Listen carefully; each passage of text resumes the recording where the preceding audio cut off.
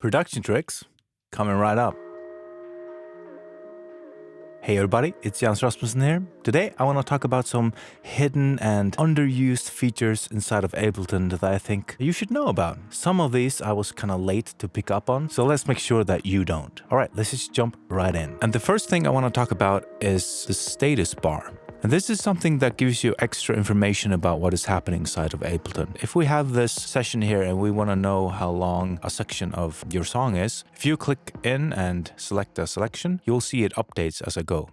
So this is 5 now, 6 bars, and it also says in seconds, as you can see. And this is lovely if you don't have even numbers. If I just start somewhere here, and you can still see the length of the bars. You can also do it, for example, if your song doesn't start from 0, it starts from here. You can do like that, select it, and be like, okay, this song is 1 minute and 46 seconds. If you go and take a plugin, say you pick Pro R, and you hover over it, it will say how much latency it's bringing. This one has 0. If we take L2, it says it has 65 milliseconds. It will make your session be really slow, and you can't play MIDI in live as there will be a huge latency. So this one from Brainworks called True Peak, it only has 7.3 milliseconds. If you're making, for example, a live set and you don't know why there's so much latency when you're playing along to your track, go over your plugins and see which one is the culprit and bringing a lot of latency in. If you hover over a clip inside of your session like this,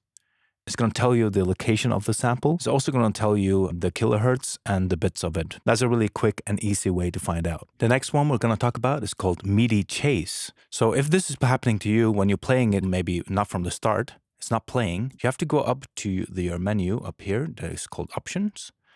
You have to put on Chase MIDI notes. And now when you play it from the middle of it,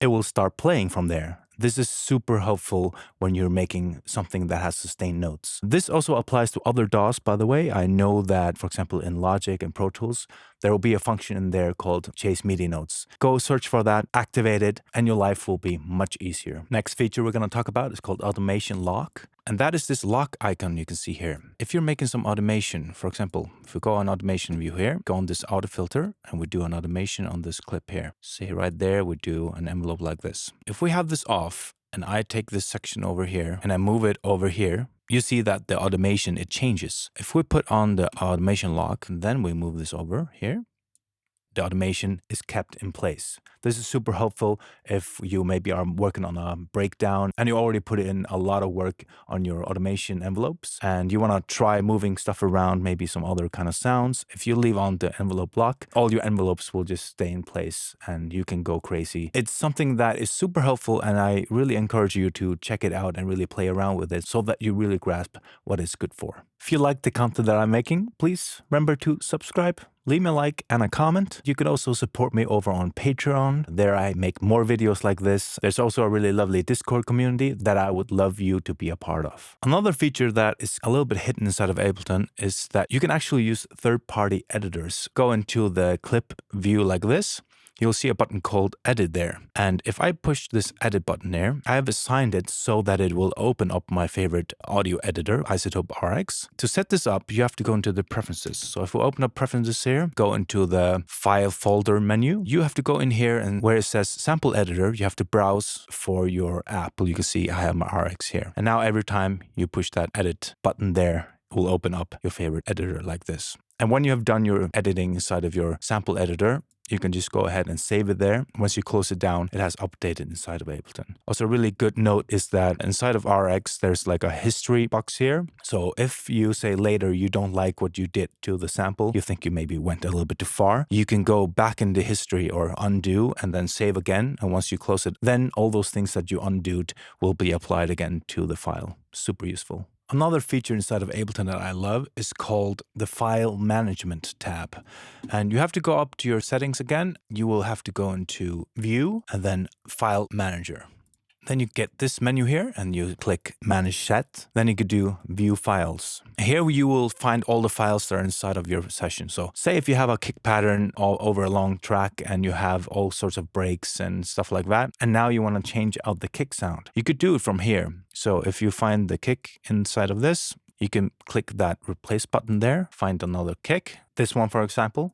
push enter. Now you can see it updated there. And this will happen over the whole session. And now you replace your kick. The last thing we're going to talk about is how you can automate the BPM and time signature of your session. So how you do that is you go up here to the BPM, show automation, and then we'll show you down here. Now, if you want to go from one tempo and make it smoothly go up like that, you can do that, and then down again, of course, or however you like. For time signature, you do it up here. You do insert time signature. Let's do like 6/8, one of my favorite. And now it changed. And you can move it over like this. And it will change from there. Another way you can do this, you can go into a dummy clip. So if you make a channel like this, I call it tempo map, and you have an audio clip in here, you click this one called follow, it will turn it into lead. This means that now the whole session is going to listen to the BPM of this clip. So say this clip here has 90 BPM. If we make another one, duplicate this one over and change this one to 100. Now, if you open up the automation, you can see this line is not red anymore. It's grayed out. And that's because it's listening to the clip. So when it plays from this section here, it's 90. Now it jumps to 100. I would recommend naming this 100 here. This is good for backing track systems where you need a clear view of when the BPM is changing in your session if you're using the arrangement view. So I would maybe color this one a little bit different so you can do this. Now, if I make another one, this one is 120, say, you can see the automation changes from there. That's really neat, I think. If you know more hidden features inside of Ableton, leave them in the comments. I'm going on tour later this month and in December. If you want to find tickets for the tour, it's on my website, janusrasmussen.net. Link in the description. I really hope to see you there. See you next time. Toodaloo.